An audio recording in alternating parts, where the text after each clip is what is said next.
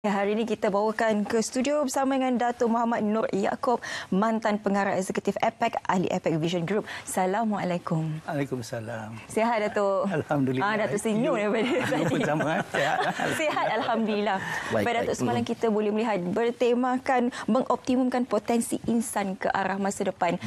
Malaysia menegaskan ada 3 keutamaan dan kita memang bersetuju sebenarnya dengan ketiga-tiga yang paling penting sekali kemakmuran dan harapan kita agar semua kebaikan itu dapat dirasai oleh seluruh rakyat Malaysia. Pandangan Datuk sendiri mengenai persidangan APEC kali ini, bagaimana sebenarnya impaknya terhadap negara? Terima kasihlah jemput saya pagi ini. Sama, Datuk.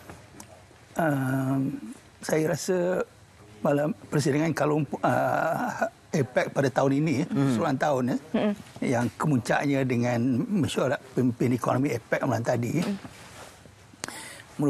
merupakan satu kejayaan besar. Ya. Bukan sahaja bagi APEC, tapi khususnya bagi negara kita. Sebabnya ada 2 sebab lah.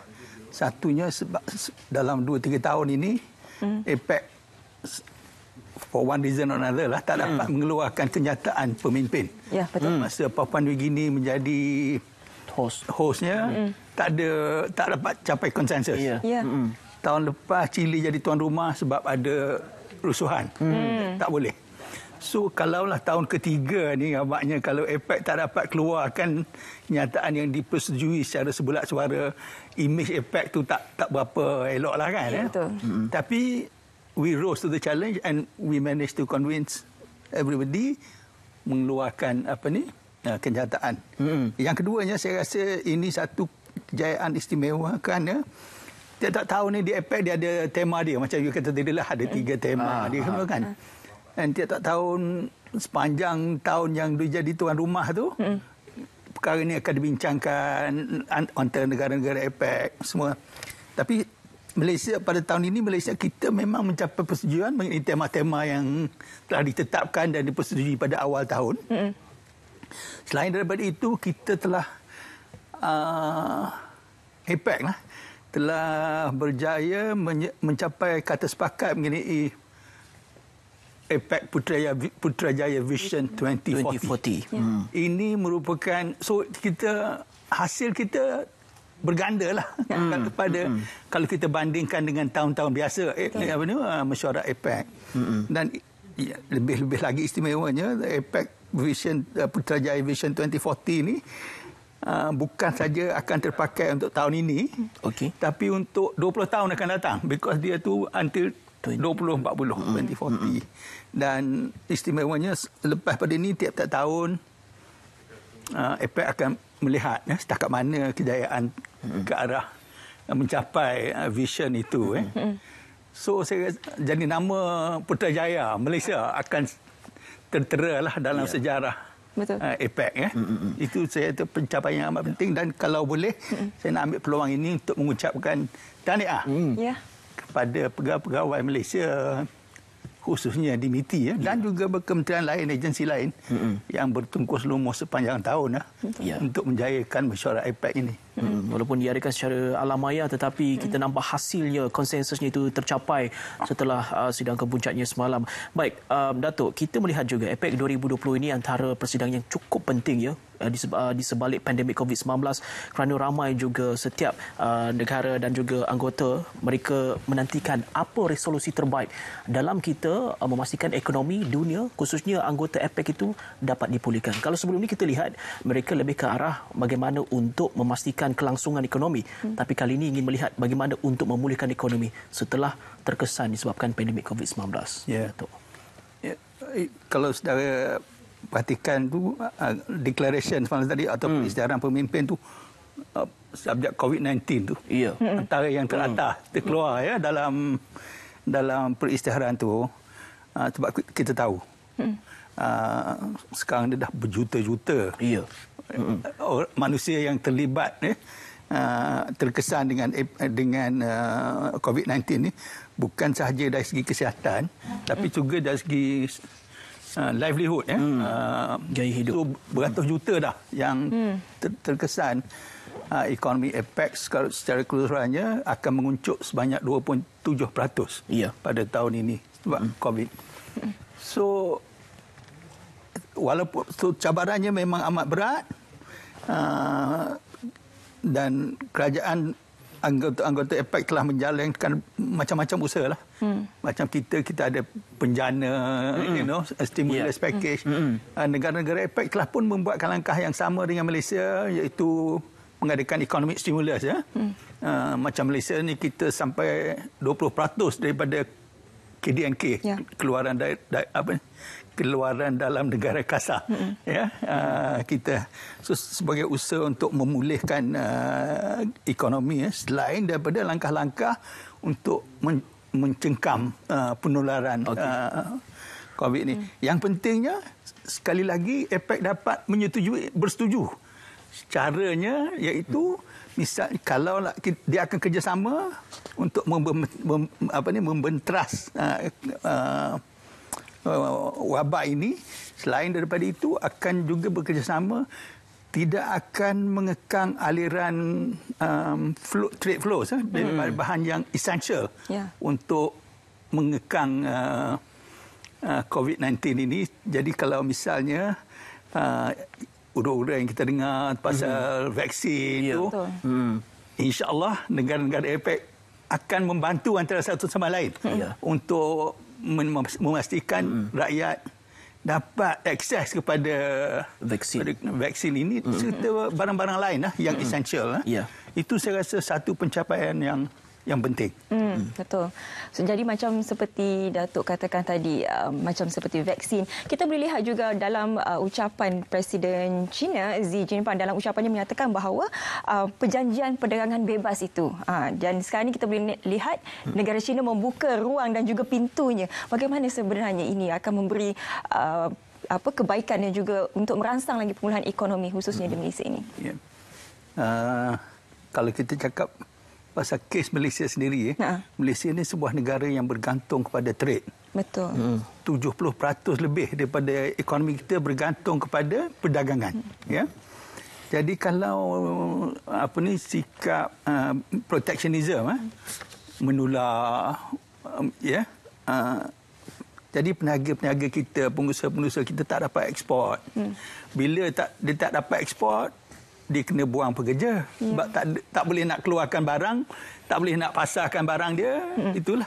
So, trade ni lebih amat mustahak. Bukan saja kepada Malaysia lah. Saya bagi contoh Malaysia. Tapi banyak bagi negara APEC ni, perdagangan amat penting. APEC sekarang mengawal 50% daripada perdagangan dunia. Antara 21 negara, dalam lebih kurang 200 negara dalam dunia ni, kita 21 negara, kita mengawal 50% daripada perdagangan dunia. Jadi dalam keadaan ekonomi global tercabar, bila kita menjamin keterbukaan dari segi perdagangan, ini adalah satu lagi saya rasa pencapaian yang amat penting, bukan kepada ekonomi dunia dan termasuk kepada semua rakyat lah. Disebabkan itu jugalah antara tumpuan utama dalam APEC 2020, semua negara anggota APEC mereka perlu memastikan perdagangan dan pelaburan itu berjalan, untuk memastikan bahawa ekonomi dunia juga terus dapat berjalan. Seperti mana yang nyatakan tadi, 50% untuk nilai dagang, manakala 60% pula untuk nilai KDNK global, negara APEC ini yang menyumbang kepada global. Jadi bagaimana melihat, walaupun disebabkan beberapa pengaruh dan juga perkara yang kita tak boleh nak elakkan, pandemik COVID-19 dengan satu lagi ekonomi ataupun perdagangan itu sedikit lambat untuk sepanjang tahun 2020 ini, tetapi APEC perlu menjadi peneraja utama kepada penyumbang ekonomi dunia. Ya, sebab macam itulah, bila 50% daripada negara-negara yang mengawal 50% daripada perdagangan dunia ini bersetuju tidak akan mengekang, tidak akan mengambil langkah-langkah yang menyekat aliran perdagangan. Itu satu persetujuan yang penting. Begitu juga dari segi pelaburan. Sebabnya kalau ialah macam Malaysia, saya bagi contoh negara kita sekali lagi, pelaburan amat penting, pelaburan asing amat penting kepada negara kita, because kita akan dapat syarikat-syarikat asing yang besar yang datang negara kita, dia bina kilang. Betul. Dan bila dia ambil kilang tu, dia bina kilang tu, dia ambil pekerja kita. Pekerja kita mendapat kemahiran, ya. Dan itu akan memakmurkan bukan sahaja negara kita lah, tapi semua negara anggota APEC dia sedar beri pentingnya apa yang dipanggil FDI, direct, foreign direct investment ini. Okey, bagaimana Datuk melihat sebenarnya APEC ini akan mengikat ataupun binding selepas tamatnya Bogo Goals pada 2020 ni? Di mana hala tuju Bogo Goals? Bagi Datuk, apakah visi kita selepas ini sebenarnya? Salah satu saya mention tadi saya sebutkan pada awal perbincangan kita tadi, salah satu pencapaian penting ya APEC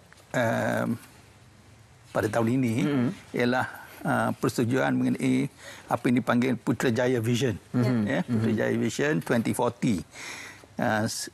Bogo Goals yang sedari disebutkan tu telah dipersetujui oleh APEC pada tahun 1994.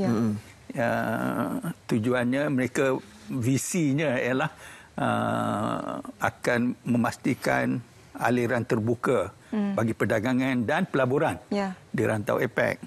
Sekarang ni kita setelah 26 tahun APEC berusaha untuk melaksanakannya. Sekarang ni tempoh Bogo Goals telah tamat, sebab masa dulu pun dipersetujui pada tahun 2020 akan akan adalah deadline untuk pencapaian visi itu.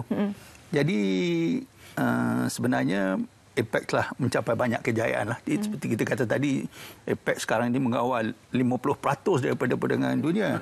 Tarif cukai import antara negara-negara APEC telah menurun. Banyak pelaburan asing telah masuk ke rantau APEC. So itu kejayaan APEC ya, di bawah Bogo Goals. So sekarang ni setelah tamat telah tamat tempoh Bogo Goals tu, itulah pentingnya kita pada kali ini, mesyuarat kali ini menyetujui APEC Putrajaya Vision 2040 ya. Jadi kalau kita tengok di bawah kenyataan pemimpin-pemimpin APEC tu, saya translate lah sikit. Silakan. Dia kata APEC akan berpandukan visi menjadikan sebuah komuniti Asia Pasifik yang terbuka, dinamik, berdaya tahan atau resilient dan damai untuk kemakmuran keseluruhan rakyat serta generasi akan datang. So kalau dulu dia fokus direct kepada trade and investment, sekarang ni nampaknya mencakupi luas sikitlah lagi ya. Sebab itu tu APEC harus selaras dengan perkembangan dalam ekonomi dunia. Misalnya sekarang ni teknologi digital ya. Di mana-mana pun kita sekarang tak boleh lari ekonomi digital ya. So kita perlu memastikan setiap lapisan rakyat kita mendapat manfaat daripada ekonomi digital ni. Untuk itu kita perlu memajukan infrastruktur. Kalau tak ada infrastrukturnya, kita ada laptop ke, tapi tak ada infrastruktur untuk menyampaikan internet tu kepada tu, tak boleh pakailah ekonomi digital. Ekonomi digital penting. Selain termasuk juga teknologi lain. Misalnya kita sekarang bercakap pasal Industrial Revolution 4.0 ya. Macam mana nak meningkatkan produktiviti syarikat-syarikat kita dan sebagainya. Kemudian satu lagi yang kita harus perhatikan ialah dari segi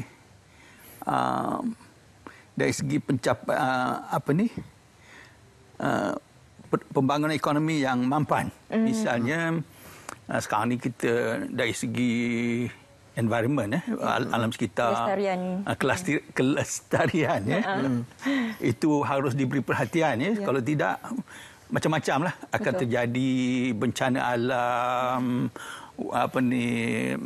dan sebagainya lah, banjir lah ini. So itu satu lagi aspek APEC merasakan bahawa ia perlu diberi perhatian. bukan not for its own sake, tetapi kalau kita nak memajukan ekonomi rakyat, ini harus diberi perhatian. Betul. Kalau tidak akan terhalanglah pencapaian matlamat kita tu. Yang satu lagi tu ialah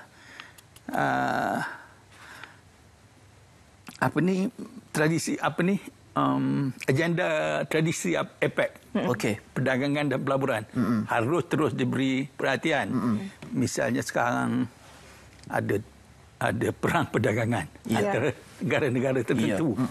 So kita untuk mengatasi masalah ini, kita kena tengok apakah peraturan-peraturan dan persetujuan-persetujuan yang ada. Kita sama-sama patuhi, kita sama-sama pupuklah peraturan-peraturan supaya you go by the rules.